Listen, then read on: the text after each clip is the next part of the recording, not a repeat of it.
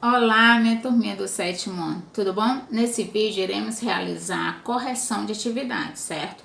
Onde eu passei essa aula, esse exercício na aula passada. Tudo bem, meus queridos? Vamos lá. Livro, página 28. Temos aqui uma seção para ir além.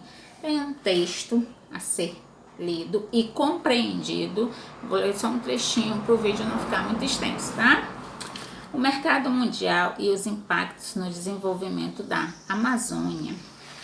No cenário mundial, a indústria automobilística crescia e com ela a demanda por borracha, valorizando essa matéria-prima. Com isso, foi necessário cultivar a seringueira em larga escala para atender a crescente procura pelo produto, visto que a extração dos exemplares nativos havia se tornado insuficiente para atender a solicitação do mercado.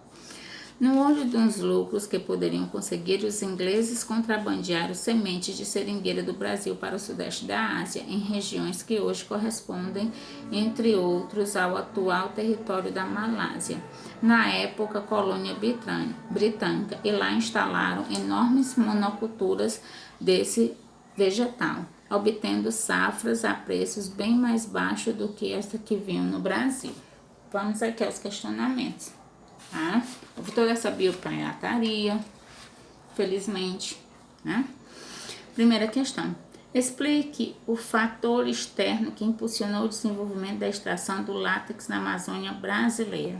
Questão do grande desenvolvimento automobilístico. Por quê? Porque a borracha era utilizada para fazer os pneus. E os pneus eram o quê? Parte importantíssima desse processo automobilístico, que afinal de contas seriam ali que iam fazer esse automóvel, né, se mover, certo? Após o contrabando de sementes da seringueira pelos ingleses para a Ásia, a exportação da borracha brasileira vivenciou um grande declínio, mas ganharia um novo impulso. Que evento levou a esse novo impulso? Explique. Olha só. A Segunda Guerra Mundial, durante o qual o Sudeste Asiático foi invadido pelo Japão, inviabilizando a exportação da borracha asiática, favoreceu o mercado brasileiro. Olha aí, enquanto o mundo estava nesse conflito, o Brasil correu ali pelo lado, né, para aumentar, voltar, né, a ter esse impulso na exportação da borracha, certo? Vamos aqui à nossa página 29. Agora é com você. Quais as principais dificuldades encontradas para a integração da região norte? Abertura de estradas em meio a reservas indígenas, né? Os caras queriam passar estradas ali em terras indígenas, certo? O desmatamento, a perda da biodiversidade na região, além de outros custos, né? Por ser uma região mais central do país, né, ainda pouco explorada, haviam as doenças, né, a chegada de material era assim um fator complicante, e essa abertura, né, porque não se tinha esse cuidado, olha, vamos transferir a biodiversidade, vamos transferir a fauna, certo, desse local para um outro local, não. Iam abrindo, iam acabando e destruindo, e a fauna e a flora que, né, se virasse para sobreviver. Segunda questão. O objetivo da integração da região foi concluída? Olha só. As estradas propostas nas décadas de 1950 e 60 ainda não foram concluídas.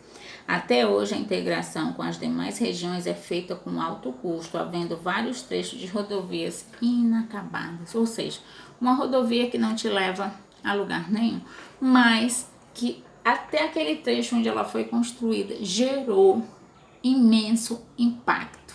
Olha só, né? Vamos aqui ao nosso AS, na página 72, vamos lá, né? Nomeie os estados da região norte e indique suas capitais.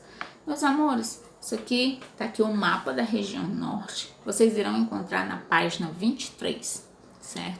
Todo aqui, né, os estados e suas capitais. Tipo, Amazonas, Manaus, Roraima, Boa Vista, Amapá, Macapá, Pará, Belém. Tocantins, Palmas, desculpa a brincadeira.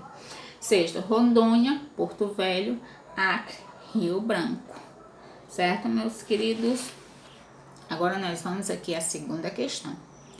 Pesquise e explica por que a maior parte da população indígena se concentra nas regiões norte do Brasil. Certo? Meu amor, com essa questão, com o processo de ocupação, esses indígenas, o quê? Eles não queriam ser capturados. Vamos voltar aqui, ó. Um pouquinho de time, né? Esses caras não queriam ser capturados. Então eles iam o quê, ó? Se afastando. Opa, o colonizador chegava. Chegava mais um pouquinho ele. Né? Então eles foram adentrando aí cada vez mais ao centro do país, do Brasil. Certo? Terceira questão. Explique o processo de povoamento da Amazônia. Inicialmente, a região era ocupada predominantemente pelos povos indígenas. No decorrer do processo de ocupação, foi explorado por pessoas que buscavam extrair as drogas e produtos naturais da floresta. Durante os séculos XIX e XX, houve grande e intenso movimento migratório em direção ao norte. Na segunda metade do século XX, nas décadas de 60, 70 e 80, o governo brasileiro, por querer ocupar áreas de fronteira de forma mais efetiva, passou a investir em políticas que favorecessem o dinamismo econômico da região como forma de atrair mais pessoas em direção à área. Então, o governo, querendo, né, ter uma forma de manter as suas fronteiras intactas, foi dando vamos dar incentivo, vamos colocar ali indústria, vamos gerar emprego e renda para essa galera se manter. Né? Em alguns locais, infelizmente, deu certo, outros nem tanto, justamente por essas questões de estradas, de interligar. Então, tem, né, o Exército Brasileiro, meus queridos, tem uns caras chamados Agulhas Negras, eles são responsáveis, certo, por essa vigilância de fronteira, trabalho pesado, treinamento intenso. Os caras têm que ser assim 100% de saúde, enfim, condicionamento físico, psicológico, porque passa muito tempo, né, embrenhado na mata, né, de tempos vem para casa, aí vai outro grupo, enfim. Quando eu pesquisei era dessa forma, né, pode ter mudado essa questão aí, tá? Vamos aqui na página 73. Descreva o contexto no qual foi criada a Zona Franca de Manaus, a ZFM. Antes da década de 70, as indústrias na região norte, localizadas especialmente em Manaus, produziam itens voltados à população local. Em 1957, o governo criou a Zona Franca de Manaus com o objetivo de formar um polo industrial integrado ao restante do país. Hoje são oferecidos subsídios a empresas nacionais e internacionais visando atraí-las para a região, certo? Então, para o governo, aqui na questão anterior, né, algumas coisas, algumas ações governamentais para promover a ocupação desse local. Então, a Zona Franca foi vamos aqui, né, incentivar a industrialização para para movimentar esse local aqui, povoar, digamos assim, né? Quinta questão, relacione a rede hidrográfica da região norte com o processo de ocupação da região, os rios, né? A ocupação da região norte ocorreu inicialmente às margens dos grandes rios, já que essas vias eram utilizadas para o transporte de matérias-primas, mercadorias e pessoas. Até hoje, as cidades de maior densidade demográfica estão situadas próximas de rios, tendo em mente que a grande densidade vegetacional sempre dificultou o deslocamento de pessoas e a construção de vias de comunicação e transporte. Os cursos de água funcionaram, então, como vias que colaboraram para a acessibilidade à região. Eu não sei informar, perdoe-me, o local, mas hoje em dia, gente, para chegar a determinados locais na região norte, há travessia sim de barca, certo? O governo, para vacinar essas populações, assim, não há uma estrada ou uma ponte, né? Existe uma barca hospital que vai até algumas localidades ribeirinhas para fazer a vacinação da população. Vamos aqui à sexta questão. Leia o texto a seguir. Para proteger a Amazônia, precisamos apoiar os povos da floresta. Olha aí, que frase, que título forte, né? Quando falamos em proteger a Amazônia, devemos nos lembrar que lá estão seus povos originários, que eles chegaram primeiro, que têm muito a nos ensinar e que pedem proteção e apoio. Vamos aqui aos questionamentos. Em relação ao texto, responda as questões propostas. Quais são os povos da floresta?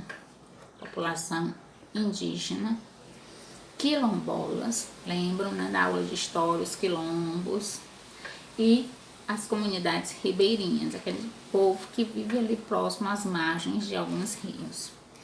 Letra B.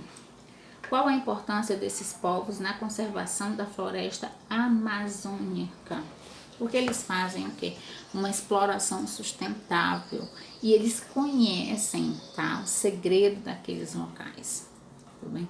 Eles conhecem a utilização e eles têm a consciência de realizar essa utilização de forma consciente, não de forma que, vamos derrubar tudo e vamos produzir medicamento, ou então vamos derrubar tudo para construir lavouras ou pastos. Então, eles têm esse conhecimento, certo? E por isso que não só a Amazônia tem que ser protegida, mas também esse modo de vida, essa produção e esse conhecimento, certo, meus queridos? Vou ficando por aqui, espero que estejam realizando as atividades, tá? Beijinho e tchau, tchau.